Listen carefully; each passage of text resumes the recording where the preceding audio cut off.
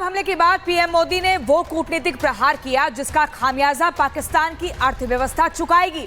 पहले पाकिस्तान के पानी पर रोक लगी, उसके बाद भारत का एयर स्पेस बंद किया गया और अब ट्रेड और पोर्ट पर बंदिशें लगाकर पाकिस्तान को घुटनों पर ला दिया है। आप इनको ग्राफिक्स को जरा ध्यान से देखिएगा। हम आपको बताएंगे कि कैसे चौतरफा भारत ने पाकिस्तान को घेरा है। पानी बंद हो चुका है, वीजा बंद हो चुका है, बॉर्डर बंद हो चुका है, एयर स्पेस बंद हो चुका है, बंदरगाह बंद हो चुका है, व्यापार बंद हो चुका है, डाक सेवा बंद हो चुकी है और अब अगर बारी है तो वो है सैन्य कार्रवाई की रिपोर्ट देखिए।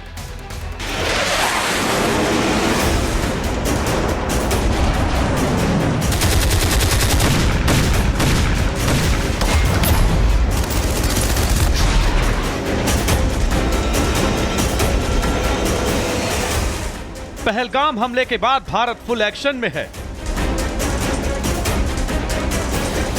तो दूसरी तरफ पाकिस्तान की टेंशन बढ़ी हुई है। हमलों के डर में पाकिस्तानी सेना और सेनाओं की नींद उड़ी हुई है, क्योंकि वो जिसके आगे हाथ फैला रहे हैं सिर्फ लताड़ पड़ रही है। इसी बीच मोदी सरकार ने शहबाज की परेशानियों को और बढ़ा दिया है।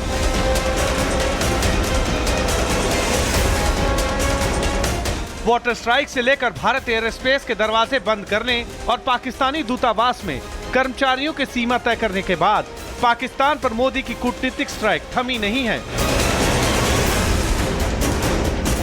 अब पाकिस्तानी जहाजों के लिए भारत के सभी बंदरगाह बंद कर दिए गए हैं। यही नहीं, भारत पाक कारोबार बंद करने के साथ ही पार्सल सेवाओं पर भी रोक लगा दी गई है। जम्मू कश्मीर के डोडा में प्रशासन की तरफ से वीपीएन सेवाओं तक पर रोक लगा दी गई है। फिलहाल पाकिस्तान की जान आफत में पड़ी है। भारत की दनादन कार्रवाई से पाकिस्तान तिल तिल मर रहा है।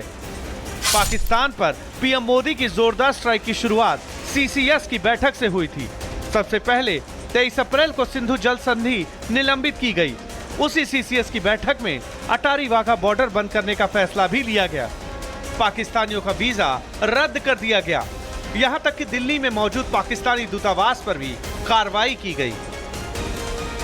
बैठक में जो फैसला लिया गया उस पर एक्शन शुरू हुआ। पाकिस्तानियों को भारत की मिट्टी को अलविदा कहने की डेडलाइन तक दे दी गई। 28 अप्रैल तक पाकिस्तानियों को वतन वापसी का अल्टीमेटम भी दिया गया। मेडिकल वीजा पर भारत आए पाकिस्तानी भी 29 अप्रैल तक अपने देश वापस लौट गए। पाकिस्तान के खिलाफ भारत का अगला एक्शन पहले से और जोरदार था। 30 अप्रैल से भारत के खिलाफ प्रोपेगेंडा चलाने वालों पर डिजिटल स्ट्राइक की शुरुआत हो चुकी थी। इसी दिन भारतीय एयर स्पेस के दरवाजे भी बंद कर दिए गए थे। 1 मई से तो पाकिस्तानी दूतावास पर कर्मचारियों की सीमा तक लागू कर दी गई थी। भारत ने पाकिस्तानी उच्चायोग के कर्मचारियों की संख्या 30 कर दी थी। इस कार्रवाई के 24 घंटे के भीतर ही पाकिस्तानी पीएम शहबाज शरीफ के यूट्यूब चैनल को भी बैन कर दिया गया था। 11 दिन में ही पाकिस्तान पर 16 स्ट्राइक हो चुकी हैं। इससे आतंकिस्तान बिलबिलाया हुआ है। हालात ये हैं कि शहबाज से मुनीर तक भारत के आगे घुटने टेकने पर मजबूर हो गए हैं। गीदड़ भभकी कितनी भी दे दें, लेकिन हकीकत से अनजान वो भी नहीं है कि पहलगाम हमले को अपनी गलती मानने के अलावा उनके पास कोई विकल्प अब बचा ही नहीं है।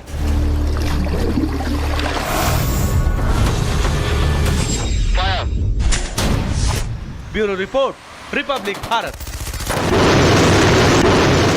पहलगाम हमले के बाद पीएम मोदी ने वो कूटनीतिक प्रहार किया जिसका खामियाजा पाकिस्तान की अर्थव्यवस्था चुकाएगी। पहले पाकिस्तान के पानी पर रोक लगी, उसके बाद भारत का एयर स्पेस बंद किया गया और अब ट्रेड और पोर्ट पर बंदिशें लगाकर पाकिस्तान को घुटनों पर ला दिया है। आप इनको ग्राफिक्स को जरा ध्यान से देखिएगा। हम आपको बताएंगे कि कैसे चौतरफा भारत ने पाकिस्तान को घेरा है। पानी बंद हो चुका है, वीजा बंद हो चुका है, बॉर्डर बंद हो चुका है, एयर स्पेस बंद हो चुका है, बंदरगाह बंद हो चुका है, व्यापार बंद हो चुका है, डाक सेवा बंद हो चुकी है और अब अगर बारी है तो वो है सैन्य कार्रवाई की रिपोर्ट देखिए।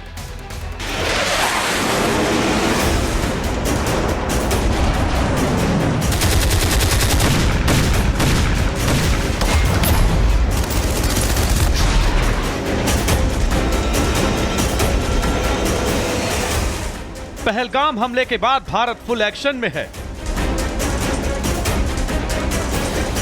तो दूसरी तरफ पाकिस्तान की टेंशन बढ़ी हुई है। हमलों के डर में पाकिस्तानी सेना और सेनाओं की नींद उड़ी हुई है, क्योंकि वो जिसके आगे हाथ फैला रहे हैं सिर्फ लताड़ पड़ रही है। इसी बीच मोदी सरकार ने शहबाज की परेशानियों को और बढ़ा दिया है।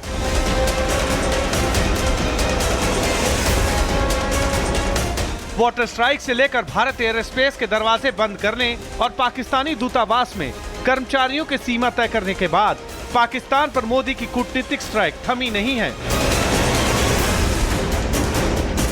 अब पाकिस्तानी जहाजों के लिए भारत के सभी बंदरगाह बंद कर दिए गए हैं।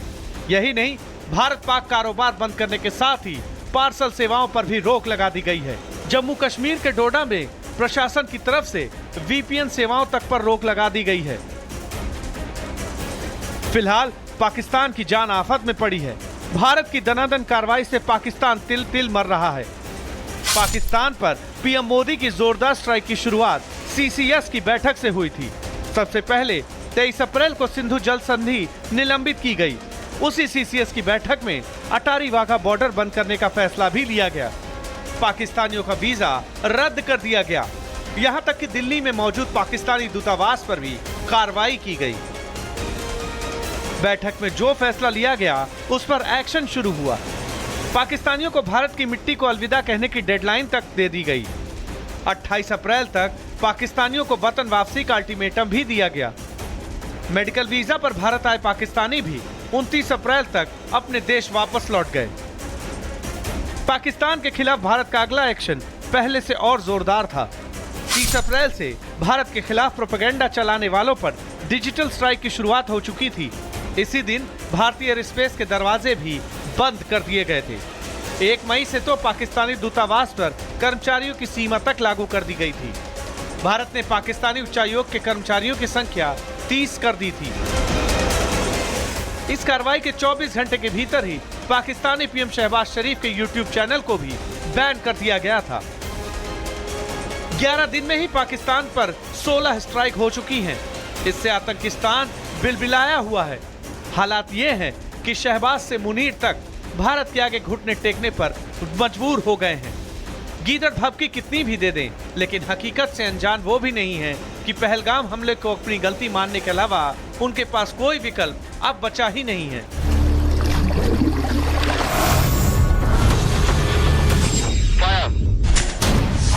Bureau report, Republic Bharat.